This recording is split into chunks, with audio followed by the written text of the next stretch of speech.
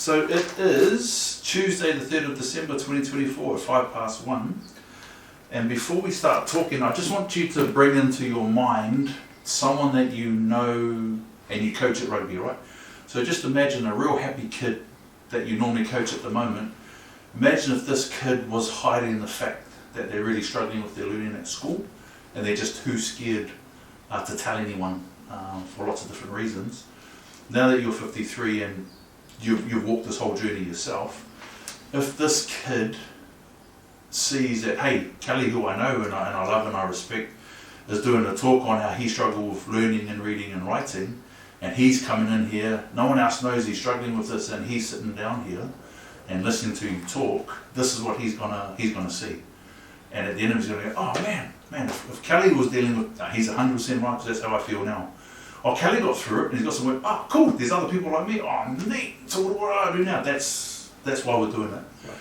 And so the simple question is, hey man, you and I are working together, getting this solution out there for kids who were you all those years ago. Yeah. So just introduce yourself, man, and just give me the background of the story. Like, Right, yeah. So, Kelly Lehmann, I live in Waitara or Tikarangi. The history is basically that I struggled. I struggled at school with literacy and reading, especially, and writing. Always sporty, always vibrant, always loved life, always got out and did stuff, just played cricket and rugby and just enjoyed life. But the hidden little secret, or the dirty little secret, whatever you want to call it, was always that I couldn't read. And I'd fudge everything I knew, every little trick I could make to get away from proving that I couldn't read, which was just a complete and utter embarrassment for me, and it was going to be embarrassing for my parents as well to know that their son was that way. So hid it as much as I could, and was pretty successful at it, really, to be fair, because it took till 15 for anyone to identify it. So when you say all those tricks and that, like, what are some of those tricks? So if I've got teenage kids, so if my kids are struggling and they're trying to hide it, what are some of the tricks? So in terms of reading, we always had, we had to do reading, and sometimes it was read out loud. So obviously couldn't read, so I'd just make stuff up. And there were words I could identify, but in class I'd make stuff up, and then they'd move on to something else or somebody else to read more successfully and make it better. So that was in my early years. I could read randomly, but not successfully at all. In my later years at high school, I'd ask my mates. I'd say, mates, tell me what the story was about. And then I could revisit exactly what they told me, really simply. And then even later in the schooling time, the back of the book always had what the story was about. So there was one pager. The book could have been 100 pages long, but that one page at the back summarised the whole book. So I'd read that, and that was enough for me to fudge through. If I knew that we were going to be in class having to explain something or tell us what chapter 7 was about, I'd have my mates and go, what happened in chapter 7, mate?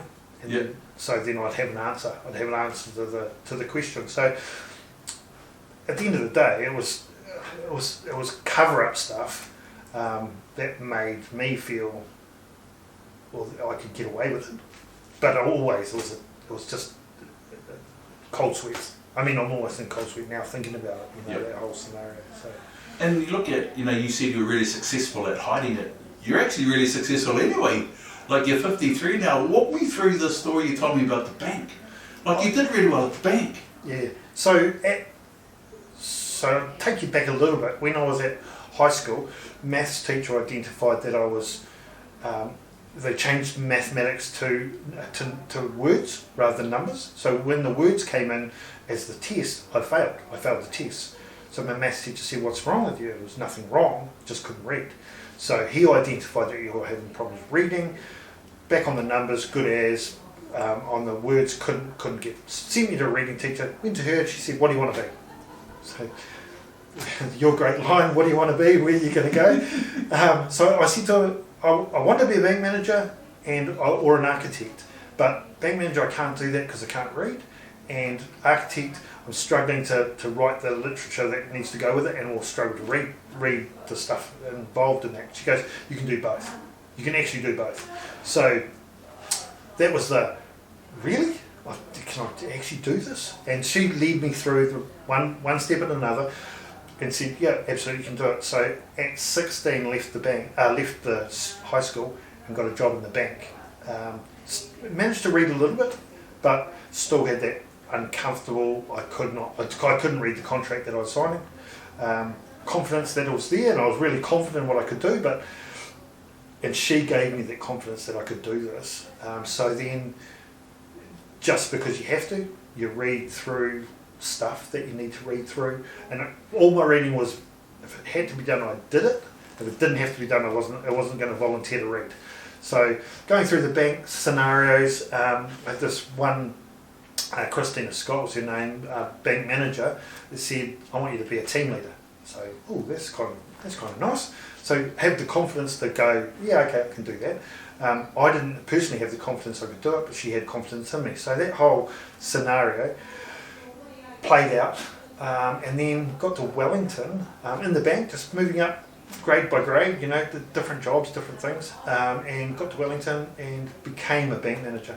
Wow. So after 13 years after leaving school, I was it's actually 12 years after leaving school, I'd become a bank manager, and a bank manager for most of the big branches in Wellington. Jumped around because I was the guru at what I did. So absolutely became successful at not necessarily reading, but getting through the reading scenario to help me be successful at what I want to be. So, yeah. And now you own your own company. Tell us about that. And I also remember the story of the little handbook that you were creating for yourself going through this. Yeah, so what happened is I left the bank, went overseas, came back, and decided that started driving trucks basically. Brother-in-law owned the trucking company, decided I'll buy it from you, so no numbers, no math, whatever. Bought the trucking company, so bought that, I think we're up to 15 years ago now, so own a trucking company, go, well, this is pretty cool. Along the way, obviously you've got to be confident in what you do. So you got to put stuff out to the community, to people that you know, in emails, wordings. You got to read the contracts and stuff, and you got to know what you're talking about. So got over the last 23 years, I got more confident in reading. I'm still not the greatest, but I can do it. But part of having a business is like, I need a model of something that I can sell. I can sell me, but I can't really sell me. So I created a business manual, two manuals. They're bulletproof paper, probably a ream of paper in total, all with different processes that are required to do the job. So, from not being able to read and not being very successful at writing, to writing two manuals on how to run my business, with conjunction with another guy that helped me, has turned out to be, it's something for me to sell as part of my business, but it also gives, I've obviously got the confidence that I can understand what's required, so yeah. What's beautiful about your energy, Kelly, and it's something that I write from the start, is all of the scary stuff you make it okay. You don't come over the top of this big, you got to push, and it takes aggression, and you got to overcome your fears, because it's very loud when you're scared of stuff. And so you don't even come across as, hey, you can't let your excuses control you. You're just like, hey, listen, man, there's some stuff that is scary and you can't do as well, so concentrate on what you're really good at. But one key thing that came out there, or two key things, is you wish you had been identified earlier so you could have known about it to start with, and well done for your maths teacher. But the second one is, if you don't have confidence within yourself, all you need is someone else to have confidence in you. Yeah, absolutely. Yeah, that scenario is, if that had been identified at primary school and someone said, you can absolutely, and we all say it to people, that you can absolutely be who you want to be, but the belief in yourself is you always temper that and go, no, I'm not really, or maybe not, but that actual drive to want to get there. That does come from within, but it also sometimes takes people to drag you that way and go, actually, you can actually do this, and this is how you do it. So I think, maths teacher, identifying it, the reading teacher giving me that confidence internally that that was something I wanted to do, and you can do this. So I think there's a lot of that as well that goes on. Yeah, absolutely. And you're now going to become that person for who knows how many other people sharing this story, right? You alluded to going overseas and coming back. Tell me about the overseas stuff. What were you doing, and where does rugby feature in all this? I played rugby since I think I was 4 years old when I first kicked the rugby ball around. Was in Wellington, decided we were going to go on OE overseas, which was a great idea.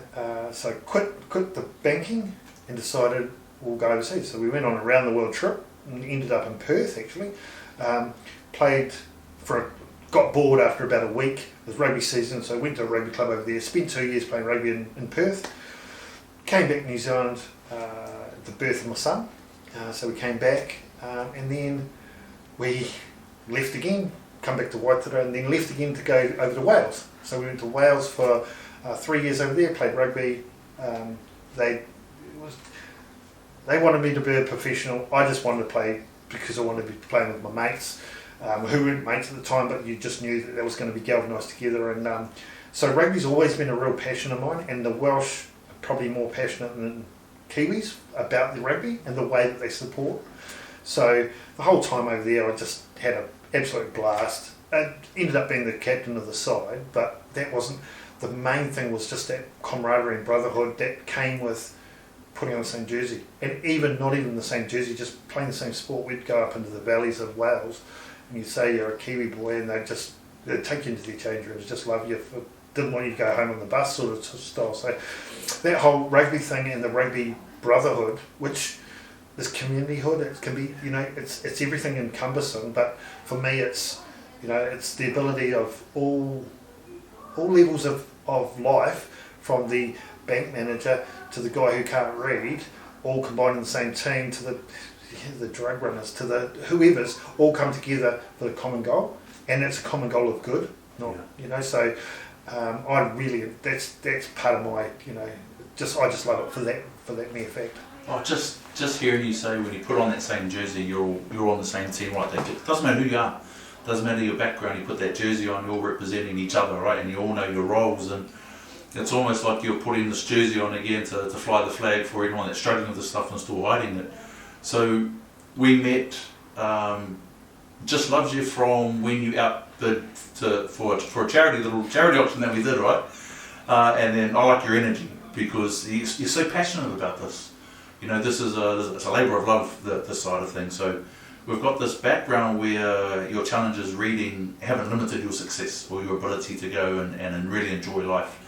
But it's always hovered in the background, and now you're also coaching rugby and had the rugby background. Now it's almost full circle where you're coaching kids in the rugby stuff, but now you want to share this split. So tell us a little bit about where you're at now. We've just started, we've got a concept called tackling illiteracy. How are you feeling about all of this now? Because no one knows yet. This is like the first interview, right? How you feeling? What's the vision that you see now? I'm pretty excited, really. I mean, I just think that if I can add value to one kid, and this could be way bigger than that, but the whole ability to just help one kid through what I went through and not have to go through that would be an absolute blast. And the tools, I don't have the answers. I have the answers that worked for me to get through, but working with yourself just to be able to go, this is the way we can carve this out to let people know, both in a book version or a training version, or just and supporting everybody from the little 5-year-old, 4-year-old kid that's just hasn't quite got it, and having parents and people around them just identifying, saying, actually that is where they're at, and if I can be of some help, I mean, absolute godsend to the world, really. So yeah. The other really cool thing about working with you, Kelly, is we have a lot of fun, and another commonality that we find with all of our mischief kids, because we're Taranaki kids, Kiwi kids in general, we're mischief because we're adventurous. We have adventurous spirits. We go exploring in the bush. We make stuff. We go all over the place because we're tutus. We're curious. We love life. And irony is not lost here. Your math teacher identifies your challenges with reading. The first thing that we're going to do is create a book, and then it's going to link together with rugby. So if there were three key things for people to take away from here, whether they're struggling or they're a parent, if there's three key things that could really turn this around for people, what would be those three things? One would be identifying the issues, and it's probably transgresses into something different. So they'll be bailing from something or doing something crazy, and you go, well, there's a background story and a meaning to it, and it's about people identifying that. It doesn't make them a bad kid or a bad human. It's just the way that they are reacting to get away from the fear of being exposed. And that's what I was doing. I did it really successfully, I think.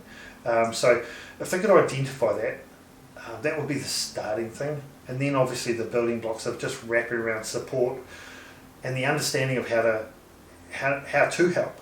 I mean, what do you need to help? For me, it was that reading teacher. Well, it was probably the math teacher who identified it. Then the reading teacher. It wasn't even my parents.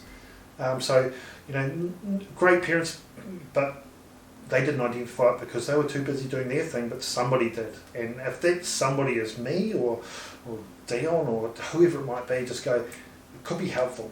And if it is helpful and it adds 5% to their life, then that's a big win. But so identify, have the support to do it, and then the tools to do it, I guess is my thing. Like if I can supply or help put out there a way, something that can help, whether that's me doing it or whether that's a training for somebody else to go, I can do this and make it happen. So, yeah. Awesome. How you feeling? You're awesome to interview, bro, because this is the thing. You don't have to think about any answers. You just share who you are. You're just sharing your journey. And for someone that's going through stuff, they're not blasting this video through the internet. It's 2 o'clock in the morning while they're scrolling, and they're looking at what no one's looking. There's not anyone else to know about through any of those struggles. So I'm really excited by it purely because of the energy behind this. None of this is scary. It's actually a heck of a lot of fun. Tying this together with rugby stuff and tackling bags and just having a blast and not focusing on the one thing that you're struggling with. Yeah. That's just a piece of the greater puzzle, right? And if, 95% of stuff is going well, people in survival mode are going to focus on the 5% that's not. Yeah. And we just had that discussion when we were just catching up before. People focus on the negative, the glass half empty instead of half full, which is natural when you're in survival mode. But when you're around other people that have been through the same thing, if 10 of us have got half-filled glasses, 5 of us just fill up the other cups, So it gets really exciting pretty quickly. But what stayed with me from this interview, Kelly, is putting on the same jersey. Yeah. I think that's the thing we'll carry on all the way through. That if we could all put on the same jersey that's got a badge of something that we're struggling with, we're just starting with one thing on this jersey at the moment, that's the badge of tackling literacy. And then if something else pops up in the community, I know you've got a big heart towards the environment. So we'll put on the same jersey, we'll chuck another badge on to help with recycling and environment. So I'm really excited on where it's going to go, purely because it's just really cool energy behind it. Yeah. So any final words? No, I just go back to your military parts, and I suppose all the boys that come back with their badges on, all medals of honour with a hidden message behind that. We all put on cloaks and whatever we put on to hide or to portray. I guess if we can all put on just portray the negative, the problems, so it can be solved and helped to get through it is probably more what it's about. So that's. Yeah, and the other thing I know about your personality too, you put the biggest dude on the opposite team, you're going straight for him then.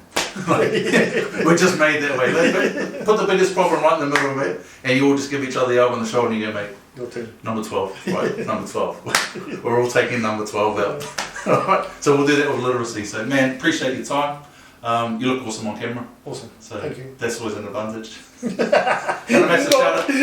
massive shout out to Kim and the girls at Barnacard because we just stole the office. Yeah. So Merry Christmas 2024. Kelly Lehmann. Thank you very much.